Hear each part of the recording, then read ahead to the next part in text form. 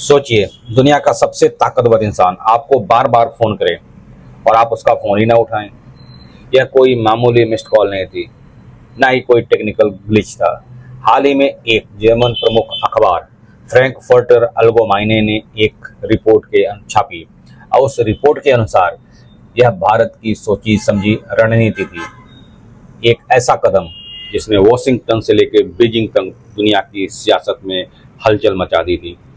Report में दावा किया गया है कि अमेरिकी राष्ट्रपति ने प्रधानमंत्री श्री नरेंद्र मोदी को एक दो बार नहीं बल्कि चार चार बार फोन करने की कोशिश की, लेकिन हर बार उनकी कॉल का कोई जवाब नहीं दिया गया। आज हम सिर्फ इस कथित कॉल्स की कहानी नहीं सुनाएंगे, बल्कि उस रणनीति को भी समझाने की कोशिश करेंगे जिसके जरिए भारत ने दुनिया को यह संदेश दिया है कि अब किसी के दबाव में काम नहीं करेगा। यह कहानी एक नए भारत की जो अपनी शर्तों पर दुनिया से रिश्ते बना रहा है। इस चार कथित मिस्ड कॉल के पीछे वो समय गहरा और जब भारत और अमेरिका के रिश्ते जो पिछले 25 सालों से लगातार मजबूत हो रहे थे, एक मुश्किल दौर से गुजर रहे हैं। इस तनाव की सबसे बड़ी वजह है बिजनेस ट्रेड डील। अमेरिकी प्रशासन ने भारत पर व्यापार को लेकर दबाव बनाना शुरू कर दिया था। भारत के कई प्रोडक्ट्स पर 25 से 50% तक का भारी भरकम टैरिफ लगाने की धमकी दी जा रही थी। ये टैरिफ में भारत में कपड़ा, लेदर और आभूषण और इसके जैसे बहुत सारे जो प्रोडक्ट्स है उनके ऊपर टैरिफ लगाने की धमकी दी जा रही थी। और आज यानी कि 27 अगस्त 2025 से उस टैरिफ को भी इम्प्लीमेंट कर दिया गया है, यानी कि उस टैरिफ को लगा दिया गया है। और इसका हमारा इकोनॉमी पे सीधा असर पड़ेगा, जो लाखों लोगों को रोजगार देते हैं। लेकिन ये मामला सिर्फ व्यापार तक ही लिमिटेड नहीं है। अमेरिका की नाराजगी की एक और वजह थी भारत रशिया से ऑयल क्यों खरीदता है। यूक्रेन संघर्ष के बीच जहां अमेरिका और पश्चिमी देश रूस पर आर्थिक प्रतिबंध लगा रहे थे, वहीं भारत ने अपने राष्ट्रीय हितों को ऊपर रखते हुए रूस से सस्ते तेल पर आयात जारी रखा। इसी दौरान कुछ ऐसी बातें भी हुई जिन्हें भारत के में अपमान की तरह देखा गया। रिपोर्ट्स के मुताबिक राष्ट्रपति डोनाल्ड ट्रंप ने कथित तौर पर भारत की अर्थव्यवस्था को डेड इकोनॉमी यानी कि मृत इकोनॉमी कहा था। सार्वजनिक तौर पे इस तरह की गई ऐसी टिप्पणियों को भारत के स्वाभिमान पर चोट की तरह देखा गया।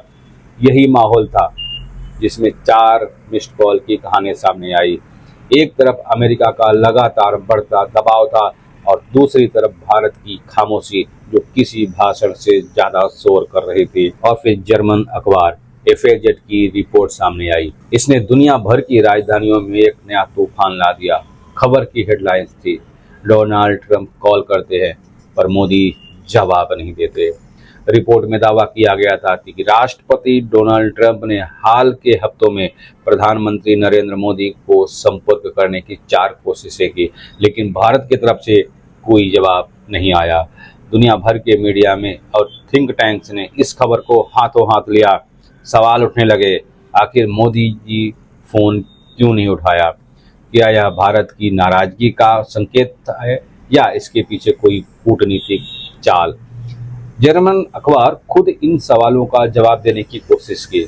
रिपोर्ट के मुताबिक यह कदम प्रधानमंत्री नरेंद्र मोदी के गुस्से की गहराई, लेकिन साथ ही उनकी सावधानी को भी दिखाता है। गुस्सा इसलिए क्योंकि भारत को लग रहा था कि उस पर अनुचित दबाव डाला जा रहा है, और सावधानी इसलिए क्योंकि भारत किसी ऐसी फोन कॉल का उलझन में नहीं फंसना चाहता जिसके नतीजों को बाद में सोशल मीडिया पर एक तरफा नतीजे से पेश किया जाए, जैसा कि पहले हो चुका है। एक भारतीय राजनयिक ने नाम न बताने के शर्त पर बताया कि प्रधानमंत्री नरेंद्र मोदी फोन पर बातचीत करने की बजाय आमने सामने की सीधी मुलाकात पर ज्यादा भरोसा रखते हैं, ताकि मुद्दों को गंभीरता और बिना किसी गलतफहमी के सुलझाया जा सके। वह किसी तरह के पॉलिटिकल तमाशे का हिस्सा नहीं बनना चाहते थे। यह सिर्फ एक कॉल को नज़रअंदाज करना नहीं था, यह दुनिया में बने बनाए सिस्टम को भी एक संदेश देना था। यह कहना था कि भारत अब एक जूनियर पार्टनर नहीं है जिसे जब चाहे फोन करके निर्देश दे सके। यह एक संप्रभु राष्ट्र है और अपने सम्मान और फैसलों लेने की आज़ादी पर टिके रहने का प्रतीक था। तो इसके पीछे की रणनीति क्या थी? क्या यह सिर्फ नज़रअंदाज करना था? नहीं, यह भारत की विदेश नीति में आ रहे एक बड़े बदलाव का प्रतीक था। एक ऐसी नीति जिसे विशेषज्ञ स्ट्रैटेजिक ऑटोनॉमी यानी कि रणनीतिक स्वायत्तता कहते हैं। रणनीतिक स्वायत्तता का सरल मतलब है हम हर देश से अपने रिश्ते अपने हितों के आधार पर रखेंगे, किसी तीसरे देश के कहने पर नहीं। अगर अमेरिका हमारा दोस्त है तो हम इसका मतलब यह नहीं कि हम रूस से अपनी दोस्ती तोड़ दें। अगर चीन के साथ हमारे मतभेद हैं तो इसका मतलब यह नहीं कि हम उसके साथ किसी भी मंच पर बात ही ना करें। यह मिस्ड कॉल की कथित घटना इसी बड़ी रणनीति का हिस्सा थी। भारत ने अमेरिका को साफ संदेश दिया है कि अगर दबाव और धमकियों की राजनीति यानी कूटनीति अब काम नहीं करेगी, अगर व्यापार पर बात करनी है तो उसके लिए सही मंच है, लेकिन भारत अपनी ऊर्जा, सुरक्षा और रक्षा जरूरतों पर कोई भी समझौता नहीं करेगा। इसका सबसे बड़ा और ताज़ा उदाहरण है शंघाई सहयोग संगठन एससीओ का शिखर सम्मेलन है। अमेरिकी तनाव, अमेरिकी दबाव के बावजूद प्रधानमंत्री श्री नरेंद्र मोदी ने चीन की तियानजिन में होने वाली एससीओ शिखर सम्मेलन में भाग लेने का फैसला किया है। 2020 की गलवान झड़प के बाद यह उनका पहला चीनी दौरा है। इस मंच पर भारत, चीन और रूस एक साथ दिखते हैं। यह कदम दुनिया को दिखाता है कि भारत किसी एक गुट में बंधा नहीं है, बल्कि यह एक लीडिंग पावर है जो सबके साथ मिलकर अपने रास्ते खुद बना रहा है। यही भारत की विदेश नीति का मूल है, किसी एक महाशक्ति पर निर्भर रहने के बजाय विश्वबंधु की भूमिका निभाना, जहां भारत खुद एक शक्ति का केंद्र हो। यह रणनीति है और भारत के हित के लिए सबसे ऊपर है। हम क्वाड में अमेरिका, जापान और ऑस्ट्रेलिया के साथ भी रहेंगे और एससीओ में रूस, चीन के साथ भी हम संवाद करेंगे। दोस्तों, भारत की इस बदलती मुखर विदेश नीति के बारे में आप क्या सोचते हैं?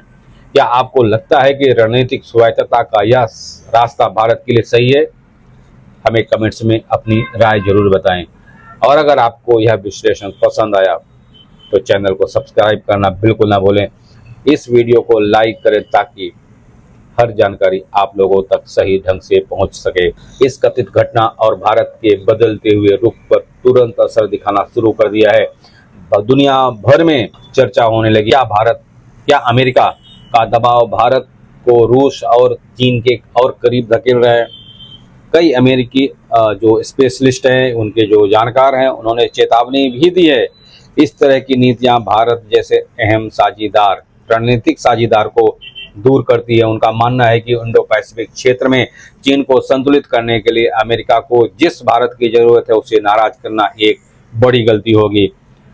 इस एक कदम ने दुनिया भर में भारत की छवि को और मजबूती दी है। यह विकासशील देशों के लिए भी एक प्रेरणा बना, जो अक्सर बड़ी शक्तियों के सामने या उनके दबाव में झुक जाती हैं।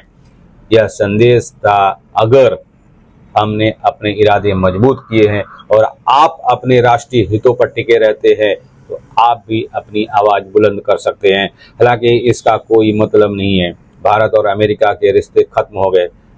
दोनों देशों में आज भी कई क्षेत्रों में महत्वपूर्ण साझेदार है, लेकिन घटना ने रिश्तों की शर्तों पर फिर से तय कर दिया है। अब बराबरी का रिश्ता है, जहां सम्मान और आपसी हितों का प्राथमिकता दी जाएगी।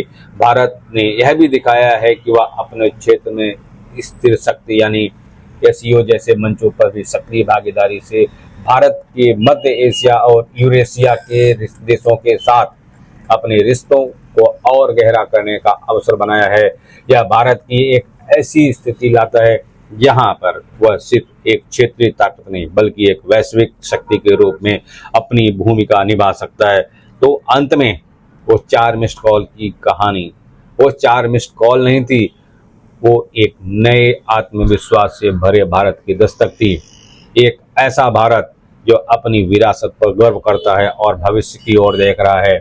एक ऐसा भारत जो भारत की जनता के वैश्विक मंच पर अपनी जगह कैसे बनाती है, कभी नरम शक्ति से तो कभी मुखर कूटनीति से। जर्मन अखबार की रिपोर्ट ने जिस घटना का उजागर किया वह शायद भारत की उस खामोश क्रांति का प्रतीक है जो दशकों से चल रही है। यह क्रांति है आत्मनिर्भर बनने की, अपनी विदेश नीति को स्वतंत्र रखने की और खुद को दुनिया को यह बताने की कि 140 करोड़ की आवाज को अनसुना नहीं किया जा सकता। यह कहानी किसी एक नेता या एक सरकार की नहीं, यह कहानी उस नए भारत की कहानी है जो अपनी तकदीर खुद लिख रहा है। देखने के लिए धन्यवाद। जय हिंद।